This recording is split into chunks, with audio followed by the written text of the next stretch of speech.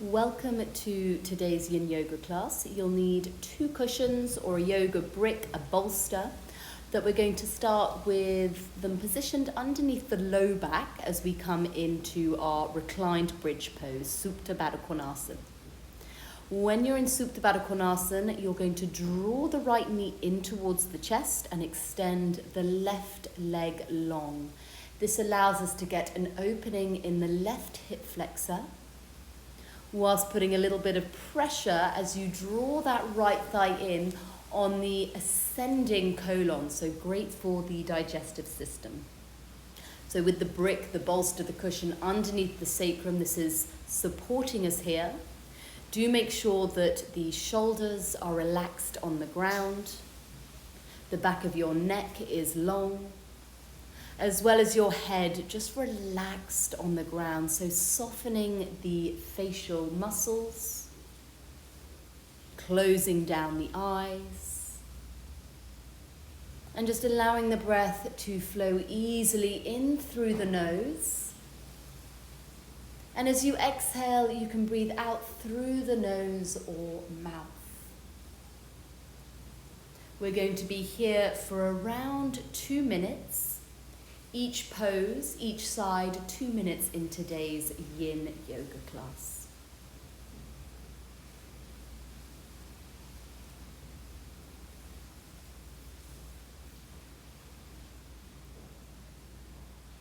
Bring your awareness to your breath.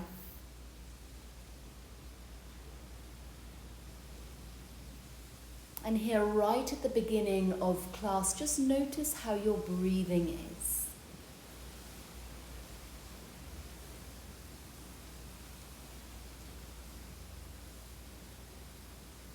Feel the tummy press against the right thigh as you inhale. And draw down towards the earth, softening on your exhale.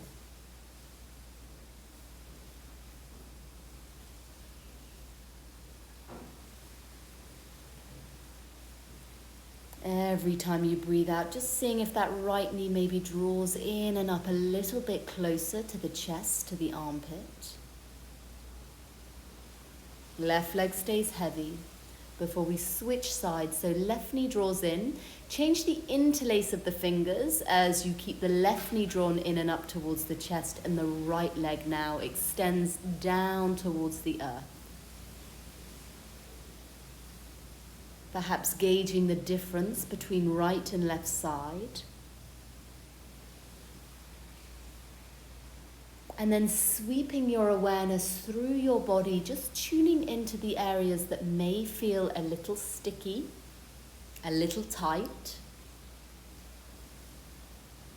And relax those areas with the exhalation. So this softening sensation of the exhale ripples through the body.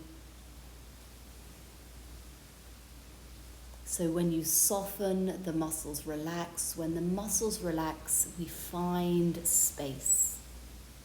Find space for that next inhale to draw in and down to that particular area, or perhaps a new area and sensation that you're experiencing.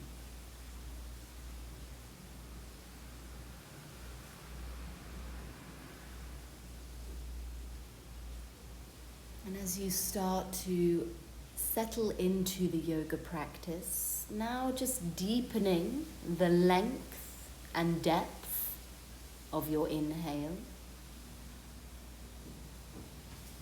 and completing more fully that exhale that follows.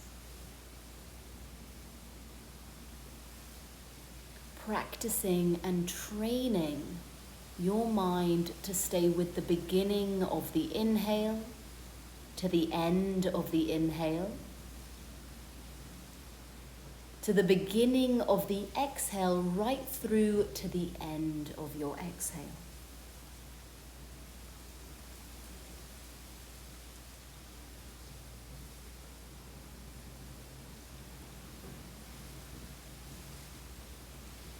Keep hold of that left knee As you now start to draw the right knee also in, release the interlace so now both hands can come onto either knee. Wrapping the hands and pulling the knees in towards the chest before opening the knees out and butterflying the knees, wrapping the interlaced fingers around the outer edge, the knife edge of your feet. Gently shift the head from side to side, releasing the neck before letting go of the feet, keeping the butterfly position as you lower them down onto the ground. Now, for some of us, this can feel quite intense, especially with the support underneath the low back.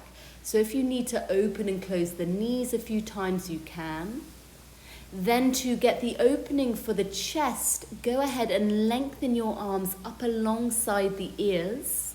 So the backs of the hands rest on the ground and the palms face up.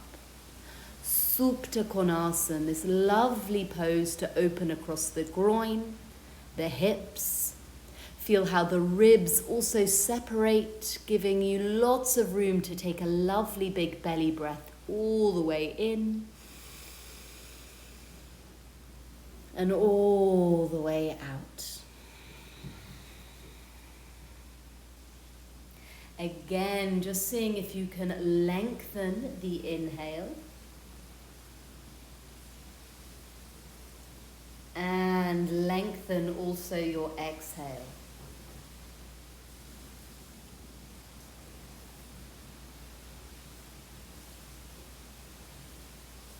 Tune into the parts of the body that are connected to the earth, the outer edge of both feet, the bottom and the low back on your brick or bolster, the shoulder blades and shoulders, and also up the arms to the backs of the hands, the back of the head.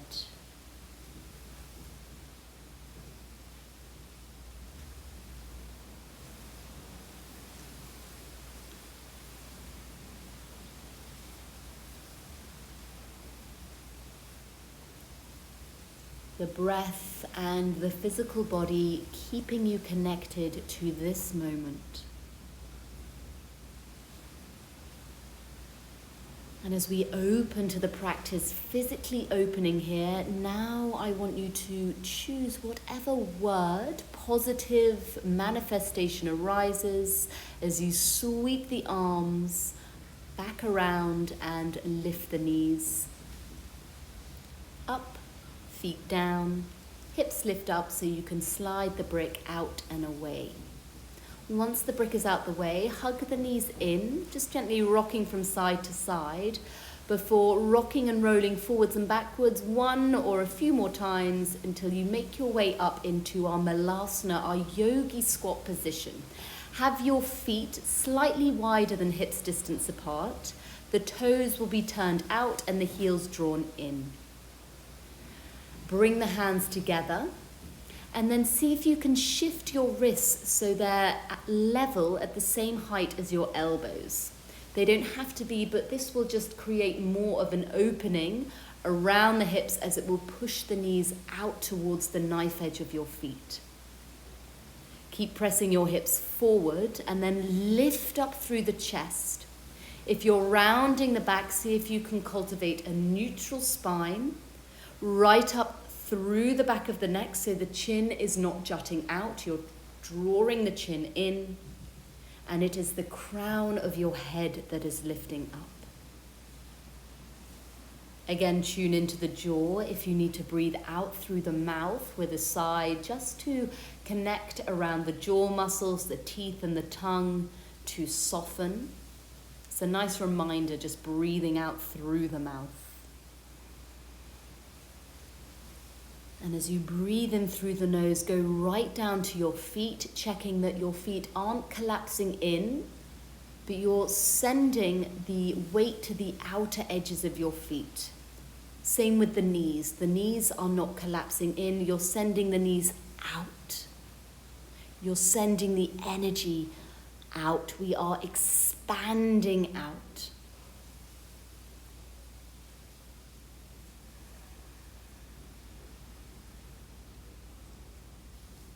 As we're here for some time, if you would like to place your yoga brick or bolster underneath the sit bones, you can do.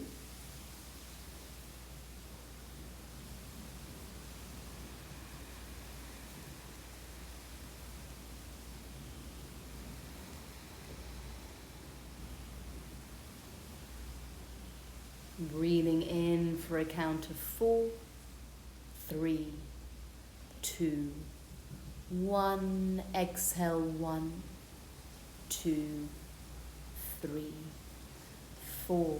Inhale, 1, 2, 3, 4. Exhale, 4, 3, 2, 1. Release the hands to the ground. Lift the sit bones up, shifting the feet now to point forward. So the toes are forward, feet are parallel as we come into our ragdoll. So forward fold here. The head releases, the arms and the hands release. Have a little bend in the knees to begin with. Just gradually opening up the backs of the calves and the hamstrings, as well as your back, so encouraging the head to melt down. So you feel that stretch right down the back, along the muscles that support the spine.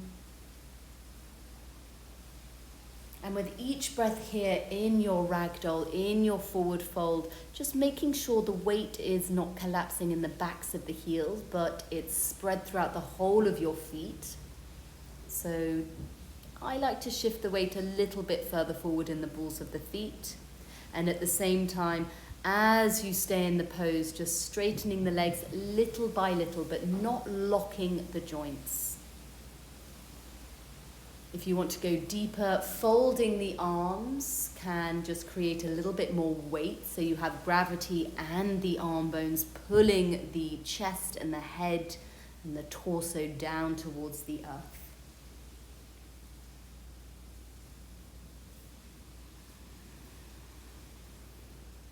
How is that breath? 4, count in.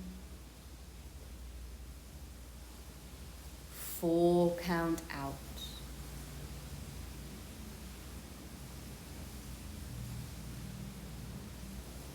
Softening the muscles around the temple and jaw.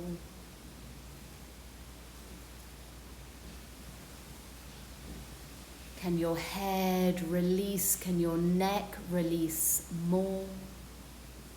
And perhaps the legs straightening just a little bit so you feel the sit bones lift up.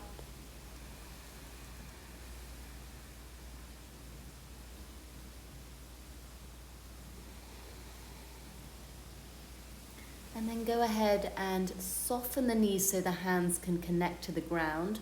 Walk or slide the hands forward and lower the knees. We're coming all the way to the tummy now. So shifting the knees back, lowering the tummy down, but keeping the forearms on the ground and the elbows underneath the shoulders for our Sphinx pose. For Sphinx, your feet can be hips distance or wider. Untuck the toes so the tops of the feet and the tops of the toes push down into the earth. Then travel up the legs, pressing the pubic bone down, feeling the glutes slightly firm so we're not taking the back bend in the low back. You're feeling it rather in the upper back, so where the shoulder blades are. To encourage that opening, I want you to lift the chest up and pull it forward towards the front of your mat. Press down into the ground with your hands, your forearms and your elbows. Again, at the tops of those arms, the shoulders roll back. The back of the neck is long, the front of the neck is long, and the crown of your head lifts up. Your eyes can be open, or the eyes can be closed, settling your inner gaze at the space between the eyebrows, Ajna Chakra. Drawing in this positive word that you set at the beginning of the practice when you are hugging in the knees.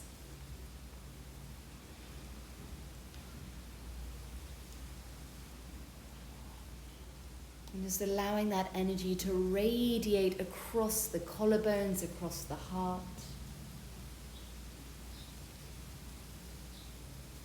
Down your body.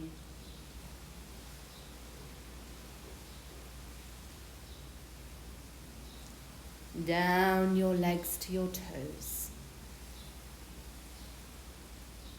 Easy, deep breath in and out.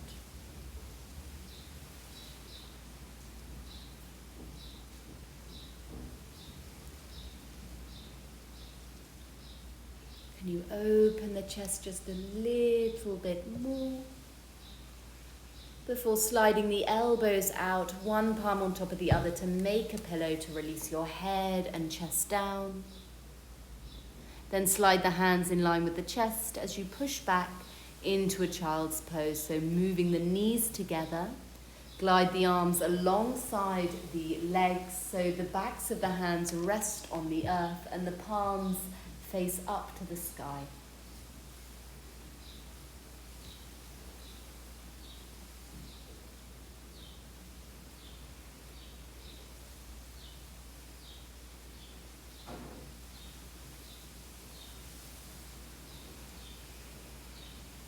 Spread across the upper back.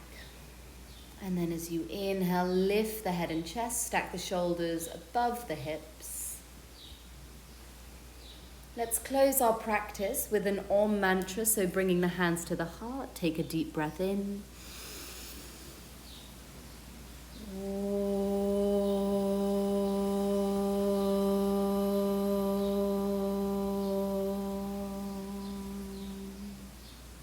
Inhale. And just softly exhale, bowing your head to your heart. Namaste.